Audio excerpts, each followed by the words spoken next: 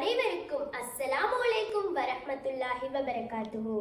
நான் எடுத்துக்கொண்ட தலைப்பு புனித அல் குர்ஆன் விஞ்ஞான ரீதியில் ஒரு பார்வை.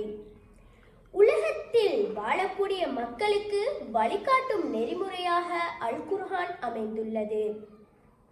1431 ஆண்டுகளுக்கு முன் அல்லாஹ்வின் தூதர் நபி ஸல்லல்லாஹு அலைஹி வஸல்லம் அவர்களுக்கு அருளப்பட்ட இந்த புனித அல் குர்ஆன் பல்லாயிரக்கணக்கான ஆண்டுகளுக்கு முன் வாழ்ந்த மக்களையும் நிகழ்ந்த சம்பவத்தையும் வரலாறாக தந்தவுடன் வாழுகின்ற மக்களுக்கு இது சட்ட நூலாகவும் விண்ணியல், மண்ணியல், தாவரவியல், சமுத்திரவியல் என பல தரப்பட்ட விஞ்ஞானங்களை எடுத்துக்காட்டி கொண்டிருக்கிறது.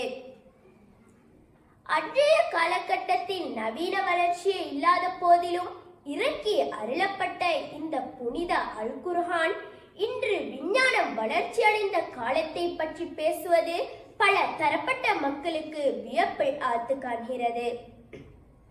நாம் பூமியை விரிப்பாக ஆக்கவில்லையா என்று மலைகளை முளைகளாக ஆக்கவில்லையா என்று அல் குர்ஆன் கூறுகிறது. நாம் வாழும் இப்பூமியின் மேற்பரப்பு கடினமாக அமைந்துள்ளது. இதில்தான் உயிரினங்கள் வாழ முடியும்.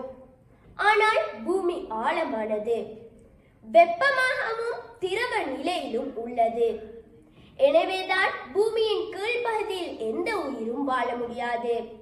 இதனால் தான் அல்லாஹ் பூமியை உருண்டை வடிவில் அமைத்துள்ளான்.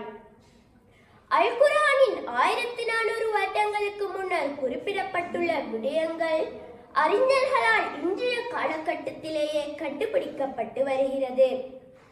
இதுபோன்று தற்காலத்தில் கண்டுபிடிக்கப்பட்டுள்ள அனைத்தும் அல் குர்ஆனில் குறிப்பிடப்பட்டுள்ளது.